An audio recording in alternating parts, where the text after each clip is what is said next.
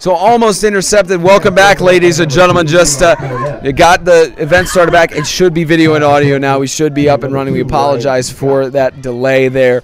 Pass in the middle of the field intended for Ryan Scott of the Heat. Almost intercepted by Eli Cornett, but through the hands of Cornett in the middle of the end zone. And a timeout called here. We should have waited a little bit longer. We could have gotten that timeout started. But timeout called by the Tennessee Heat with 5:41 left to go in the third quarter. So the Heat trying to get something done here on offense.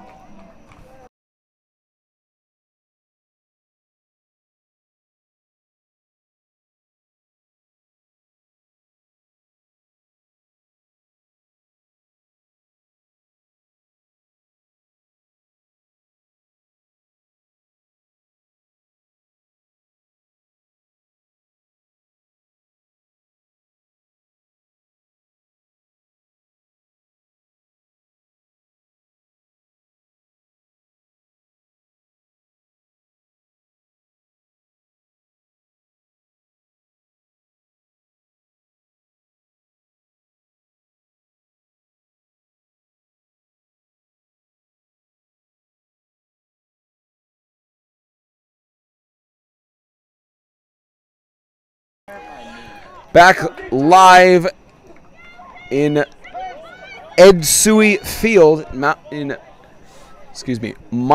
Juliet. Mount Juliet. All of us have different pronunciation stuff like caramel, caramel, you know. They're called homophones, I think. That may not be the appropriate term for that. Well, they sound the same, but they mean something else. Maybe, or synonyms. I don't even know. Who knows? Kanan White on the right side here looking for a pass. It goes, and it is tipped away at the last second, intended for Justin Goolsby, batted down by Joshua Pace, the senior.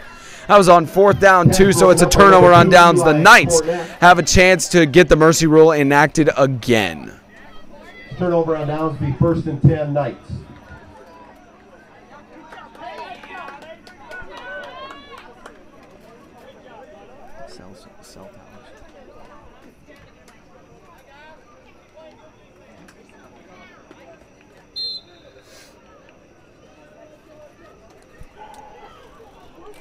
So it's 1st and 10 here for Classical.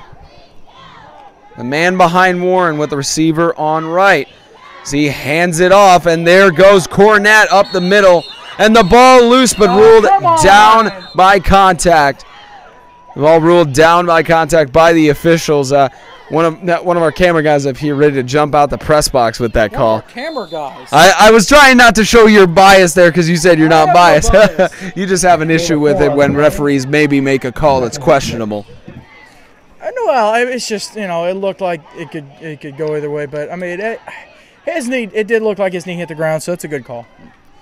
Yeah, we had a similar call like that in the Bowling Green game, which we'll discuss on the show as Warren hands it off again to Cornett going up the middle, and ball not lost this time, and it's down at the 34-yard line. Tackle on the play by number 22, Trey Rury for the Heat.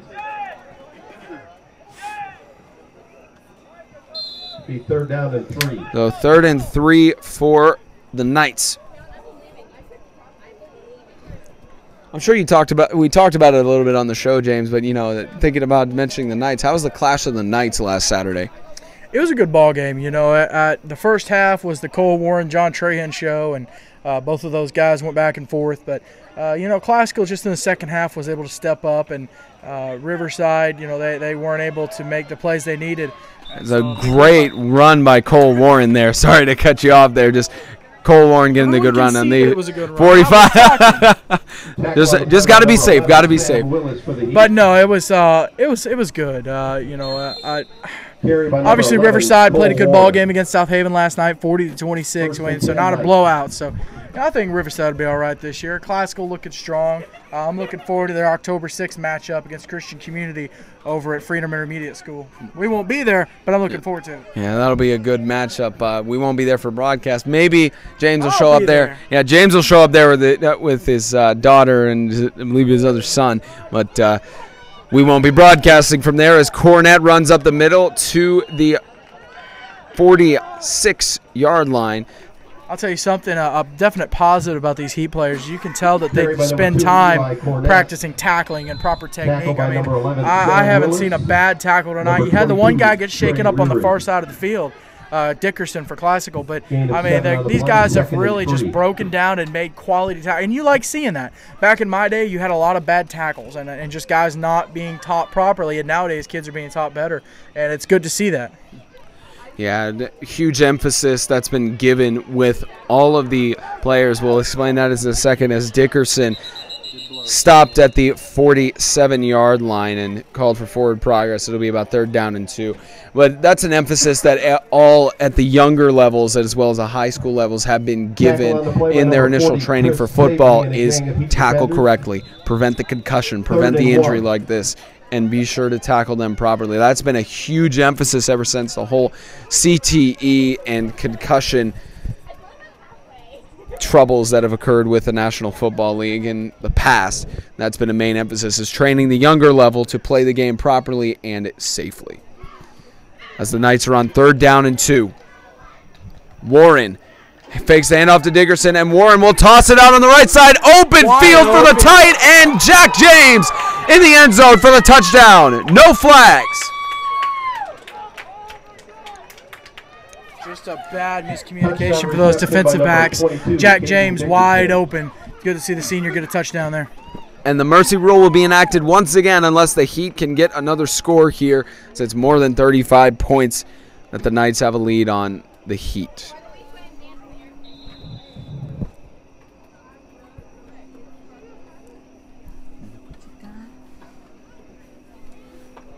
Another 2-point conversion attempt here. Maybe the Knights will make one 2-point conversion on the night. They have not made a single one just yet.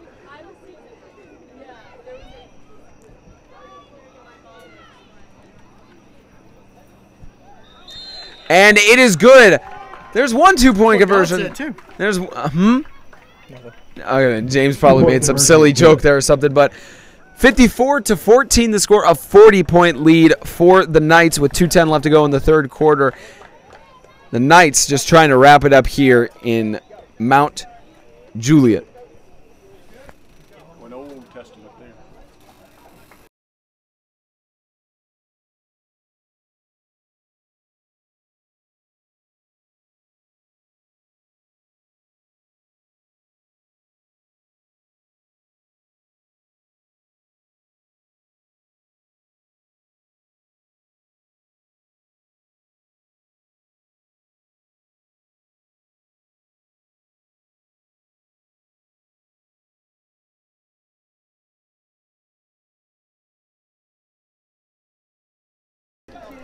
Kickoff here again for the Knights. We'll see if we can get an interview with some players after the game. We'll see if we can get an interview. Get the coaches. Oh yeah, we'll definitely get the coaches, and the ball loose and fallen on by Ryan Scott. So the Heat will get another possession here, but the clock's still winding down with under 2 minutes left in the 3rd quarter. So we'll see what the Heat will do here on offense. Is this the same Heat team that we saw play Hendersonville in their opening game? What do you mean by that? In the same way that because actually I really don't. I'll answer that question a little bit for you, and I'll get your thoughts on it. But I don't think this is the same Heat team we saw, because they were leading against Hendersonville and only down by a minimal amount at the end of the first half in that game.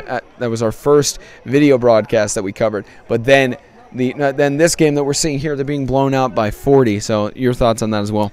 I think Classical's a better team than Hendersonville Christian, and I think that's just a higher quality opponent, and so the Heat are having to deal with that. It's kind of like Christian Community last week. They got blown out by CCS, and it's just a higher quality opponent.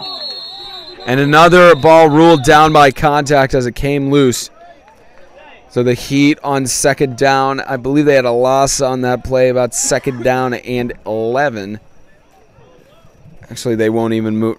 They won't even move the down marker, so it is 2nd down and 10. The bigger question, Spencer, is who took the bigger hit? Some players in this game or your iPhone?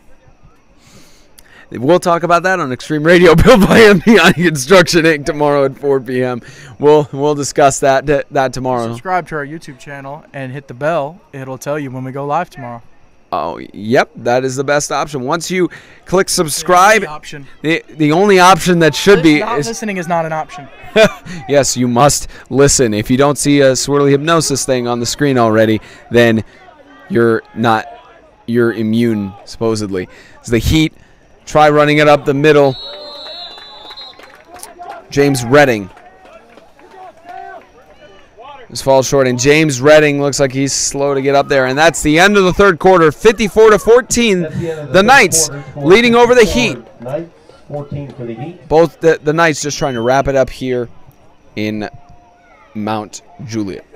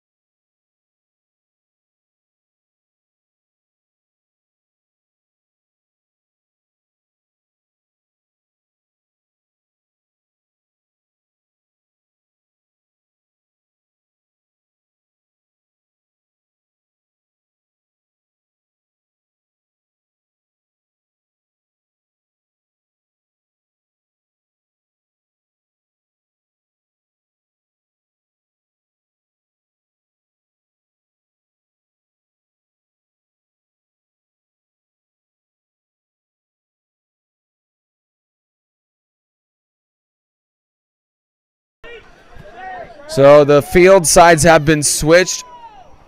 As the Heat on third down, quick toss in the middle, and here's 11 of the Heat breaking a tackle. Sam Willis.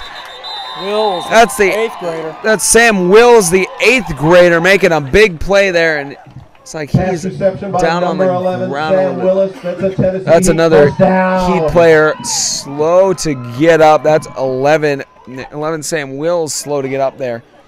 He's limping. He's going to have to head to the sideline to be checked out. And he's got some cramps. Cramps are starting to be a factor here in the ballgame. Well, it looks like he's going to stay in the game. They didn't have to take an injury timeout, so he does not have to come out for a play. So I formation here for the Heat. The clock still runs down with the mercy rule. Ball snapped. Handed off, and big hit by number 55. Josh Austin making the big tackle there on Sam Wills. He just found the perfect gap and plowed through the offensive line. Sam Willis on the carry. Good read there for the offense, and a big hit for the sophomore. It was an all-star last year, and getting a chance to come in and play behind Sam Ellis. Thank you, Sam Ellis. The senior, and get a chance to come in and making his mark right off the bat. The clock still running down, just over 10 minutes left in this game, pending a touchdown from the Heat to keep the mercy rule stopped. Well, there's still that many minutes left in the game, but it's a hard hill to climb in this game, and attempted pitch not kept by Sam Wills. That's a big loss on the play to third down and about 16.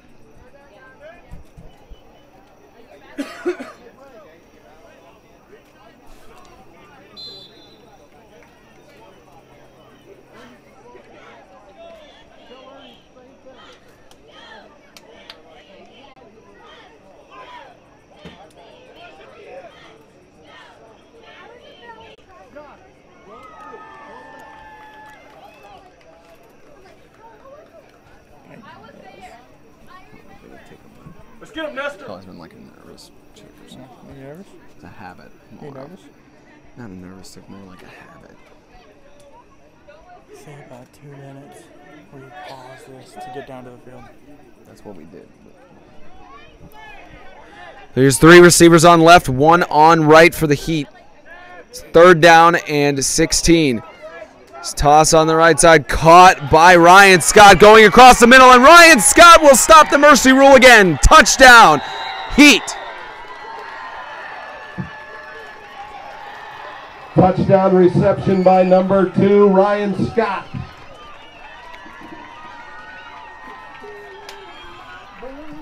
Yeah, great speed there from Scott, stepping up after the ejection to Clint Collins, and he's been able to make some plays. That's what the Heat needed, is get that clock stop, get a little, you definitely want to make a mark. And it's like I said, Classical doesn't have a lot of backups, a lot of second stringers, so they're able to score against the starters, which the Classical scored against the Heat starters all night. But a big momentum booster there for these guys. They got South Haven next week, who's 3-0, so it's definitely something they're going to want to keep an eye on. South Haven and Christian Community. I don't know if they are. They're both 3-0. They're both 3-0. I don't know. Do they face each other this season? Yeah, they do. They're both in the north. They play. I want to say it's the 1st of October or end of September. That should probably be on our broadcast schedule, but if it's not, we may talk about that. As a 2-point conversion attempt is good. Kanan White running it into the corner of the end zone. I'm gonna pull out our handy helmet schedule, courtesy of 5-Star Roofing, Clean Cut Lawn Care, and 615sports.com. According to our helmet schedule, Christian Community and South Haven will play on September 29th. And that night we'll be broadcasting Bowling Green Christian and Lighthouse Christian, but we will definitely keep an eye on South Haven Christian Community, and that game will be in it'll be in White House at May Flanders Field. We will of course look at that game. Likely James will be at that game, and Trent and I will be on the call from Lighthouse. That's likely what the case is going to be. And James giving me that anxious nod of like, oh yeah, I'm going to be on my stomping grounds. Not just because of Christian Community being there, but just because of the high competition we expect from that game. And James rolling his eyes at me. I could just do play-by-play on everything James looks at me on during broadcast. Everybody, that would make a more entertaining commentary than I'm sure we're giving you. As Micah DeGrood kicks it off, and Classical is mishandled by Eli Cornett, the freshman. Good coverage on the play. But of course, the mercy rule not running now. It is a 32-point lead for the Knights over the Heat. 8:52 left in the ballgame. I was getting to that. I'm kidding. 8:52 left in the ballgame. The clock has stopped as the mercy rule not active right now. Maybe if those 2-point conversions were made earlier in the game by Franklin Classical, then they would. They missed probably at least 4, if not 5. They missed 6, actually, because they went to 36 points. 12 more points, it'd be a 66-22 ball game at this point. We've seen some teams, I believe, go to 100 before on the scoreboard in MTAC, or just short of it. I know Franklin Christian did back in the day with Casey Jorgensen. That was a long time ago, as the Knights try to run and pitch directly to Cornett, who's trying to push through, and he gets to about the 36-yard line. Excuse me, the 34-yard line. It's now 2nd and 2. Gain of 7 on the play, 2nd and 3. And now the Knights, 2nd and 2, the Knights are trying to run down the clock, even if with the mercy rule not enacted. And they're going to move that, and they're going to move the ball back. They're going to call it a 2nd and 3. And just a yard back there. So 2nd and 3 as the quarterback now is Eli Cornett, the freshman, and doesn't even get to the line of scrimmage, gets a yard loss on the play. So 2nd and 4. It's a good idea to put Cole Warren on the bench so you don't risk any more injury. Yeah, you want to just set him to the side, of course. I'm going to pull out my handy helmet schedule again to see who Classical has. Of course, we'll talk about all these games tomorrow at 4 p.m. Extreme Radio, built by MDI Construction, Inc. Franklin Classical next week, they actually are on a bye, and then they host the Freedom Cowboys the week after, so good chance for those guys after this game to rest up a little bit and then get ready for the Cowboys. Here's Cornett going on the right side, avoids a tackle. Eli Cornett going for his life, tripped up at the last second at the 34-yard line. That was a great run by the freshman Eli Cornett. The chains will be moving and not knocked out of bounds. I don't believe the clock actually has been stopped so they could place the ball, but I do not think he got out of bounds for that. Just a great play by the freshman. Yeah, he stepped up all night, and that's a definite bright spot for Classical. He may get to move to quarterback next year to kind of replace Cole Warren, who's a senior. And if that's the case, I mean, Classical's going to have a good future ahead of him. He's a playmaker. He'll be kind of like Warren taking over his sophomore year. It's like we said about the Heat, although they're likely going to go 0-3 starting out their season, they have a lot of young players on their team, so they're a good program to build up going into the next few seasons. As Josh, that's Caden Dickerson trying to run there to the 30-yard line. It'll be second down, and well, actually they get that at the 28-yard line, so second down and 5. And of course, speaking of the Freedom Cowboys, you mentioned earlier, James, we're live there. No, we're live there on Friday night, I'm pretty sure. Yeah, down in Madison, Alabama is actually where they're based at. Just outside of Huntsville is where they're based out of, and they took a bad loss last night to Ezekiel Academy. So they are 1-1 on the year, and then they host Christian Community next week. You guys will be down there. Riverside Christian at Swanee. No, it's Riverside Christian at Swanee. That's the ball game that Trent and Spencer will have for you next Thursday. That's a 4:30 p.m. kickoff, so a little bit earlier kickoff. And then, of course, next Friday night they'll be in Alabama. So we got another doubleheader weekend for you guys. Just part of bringing you the best 8-man football coverage here at 8-Man Extreme. And of course, we'll preview all those games tomorrow on the show. It's going to be a good 3 days in a row of games. One of the few weeks that we have a Thursday game. We don't have a Saturday game next week. We don't have a Saturday game. That's right. It's 2 Saturdays, but we do go to Alabama. You guys will go to Alabama 2 weeks in a row because you guys will be at Webb. The pass caught there by the tight end, Jack James, for the touchdown. The mercy rule enacted again. 5:28 left to go in the game, though, so it'll just wind the clock down. But Jack James just open again. Yeah, they did a good job finding him, and that was Eli Cornett that made that throw. So a little further confirmation that he may take that starting quarterback position next year, and they'll be in good hands. The mercy rule will be loaded up here. We can see Cole Warren just on the sideline here watching the game with anticipation. Cole Warren. We'll see if we can get him on an interview for post game. If not, we will definitely get to talk to the coaches and such, as Eli Cornett just easily gets into the end zone for the 2-point conversion. So 62-22, a 40-point lead for Franklin Classical over the Heat.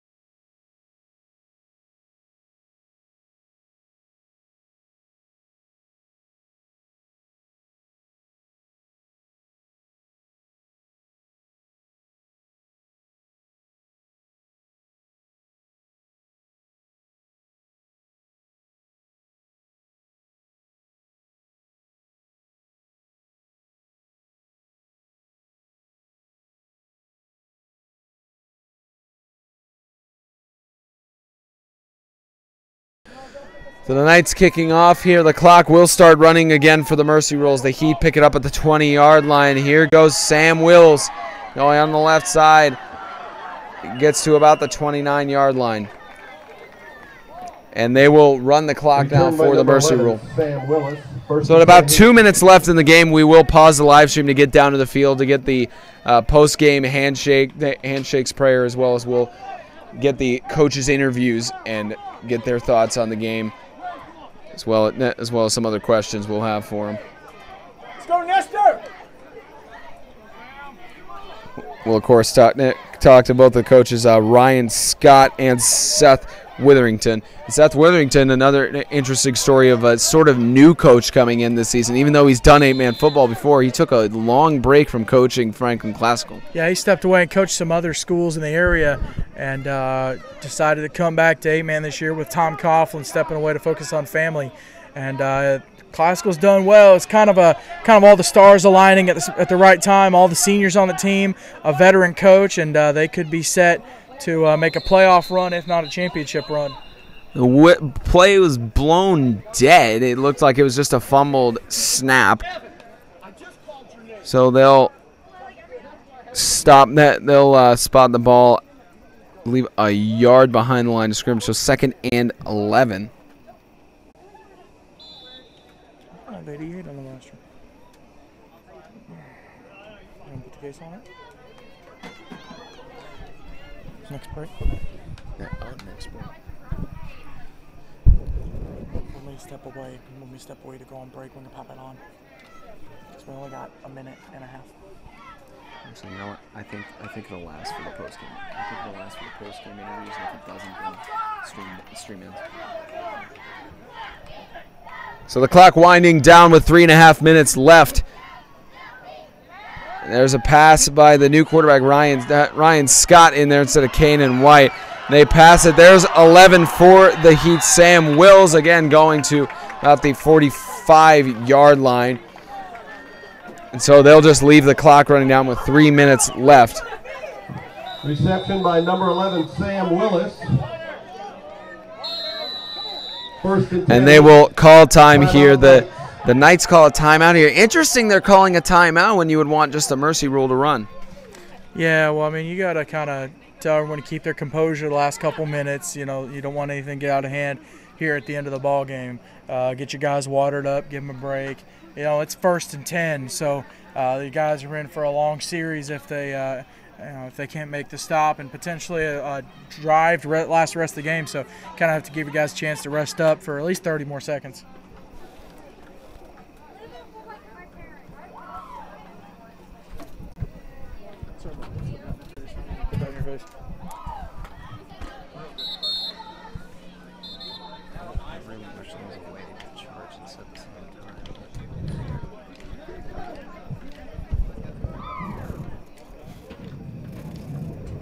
New set of defensive players too.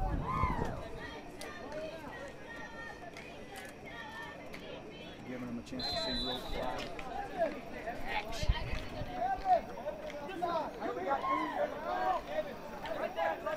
The play will resume on the snap. The clock will continue to wind down at the snap.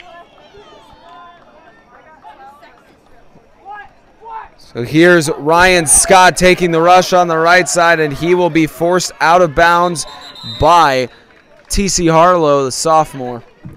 And the clock will still continue to run even with going out of bounds. Okay, ladies and gentlemen, we have about 2 minutes, 45 seconds left in the game. We're going to pause the stream real quick so that we can get down to the field to be ready for the post-game interviews. We'll be right back.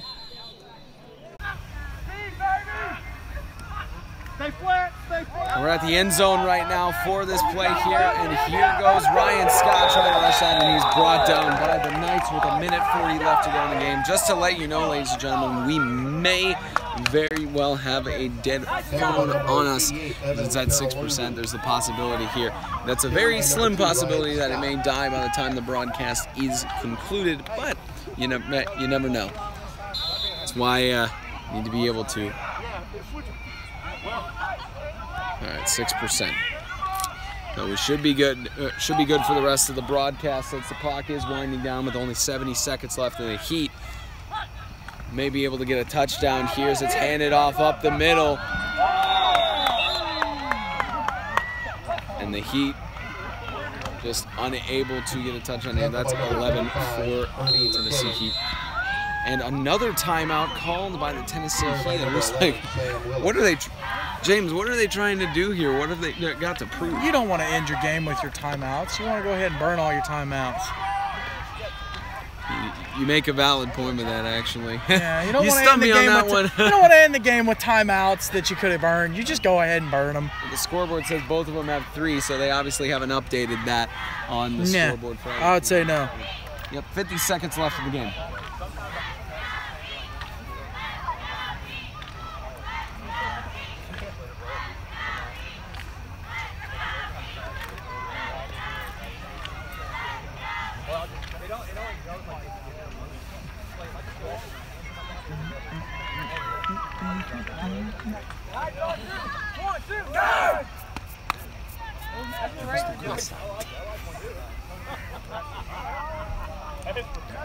It looks like the timeout is over for both teams. Only 50 seconds left. They still will run the mercy rule. We'll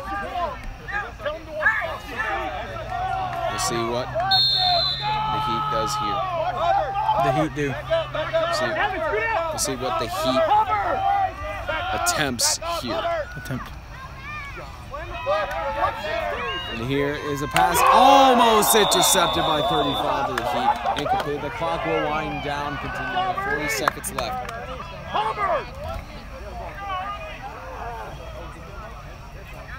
Hey, if you want to start it, I want Are we good?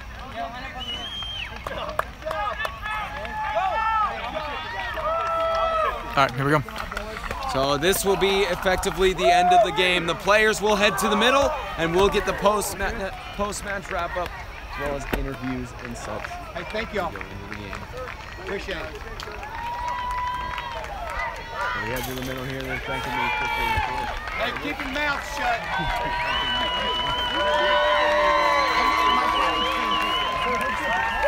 So both teams shaking hands.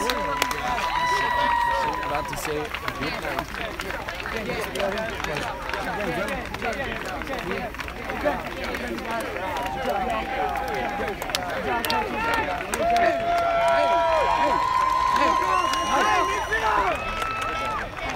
The players mixing it up, a message we've seen from every single team in every huddle that we do. They all mix it up and join in the play. Good job, boys.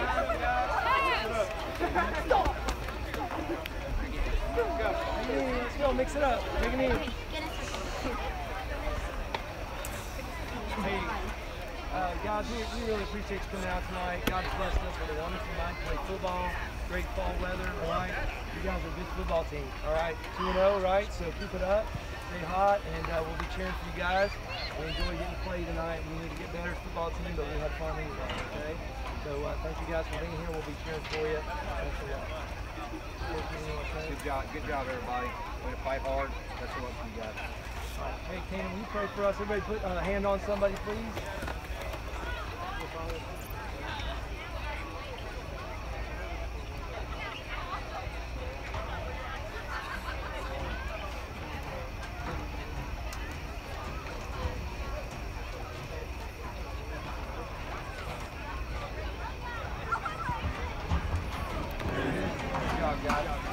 That's the end of the post-game shakes and stuff. We'll try to get an interview with both coaches momentarily. And we'll see if we can get Ryan Scott.